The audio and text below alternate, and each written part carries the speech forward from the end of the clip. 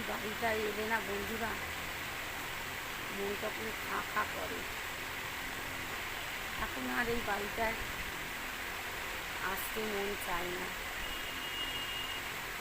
একটা সময় এই বাড়িটায় আসার জন্য মন ছটফট করত, কারণ এই বাড়িটার মধ্যে বাবা থাকত। এখন এই বাড়িটায় এলে মনটা খাঁ খাঁ করে। চারিদিকে বাবার হাজারো স্মৃতি, খুব কষ্ট হয়, মনটা প্রচণ্ড খারাপ করে। কত রাগ, কত অভিমান, কত বাবার বকা, কত ভালোবাসা চারিদিক দিয়ে যেন ঘিরে ধরে। আগে এই বাড়িটায় একটা সময় আসার জন্য ছটফট ছটফট করতাম, এখন এসে একদম আর ভালো লাগে না। দুর্গাপুজো দুর্গাপুজোয় আসার জন্য ছটফট ছটফট করতাম, কখন যাব শ্যামবাজারের বাড়িতে কখন যাব। এখন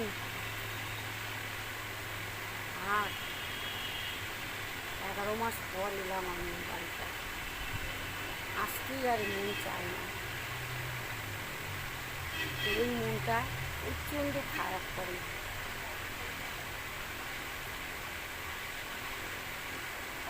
তাই ভাবলাম আপনাদের সাথে শেয়ার করি। আপনারা আমার অনেক রিলস ভিডিও এই ঘরটার মধ্যে দেখেছেন। তখন বাবা, মা, আমার মেয়ে, আমি এখানেই থাকতাম। এই ঘরটাই আমাদের জীবন। এখন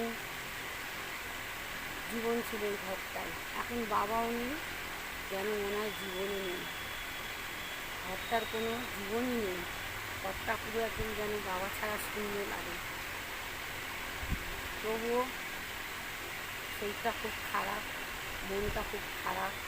তাই এসছি কবে, যেন মনে হচ্ছে যে মনটা তবুও যেন মনে হচ্ছে বাবার কাছে চলে এসেছি। বাবার এই ঘরটা প্রাণ ছিল। বাবা আমাদের বেলঘরিয়ায় লারেগে কিছুতেই থাকতে চাইতো না, পালিয়ে পালিয়ে চলে আসতো এখানে। বাবার কারখানা এখানে, বাবা এখানেই থাকতে ভালোবাসতো। যেন এখানে এলেই যেন বাবা প্রাণ খুলে পেত। এখনও এখানে এসে অনেকটাই সুস্থ অনুভব করছি।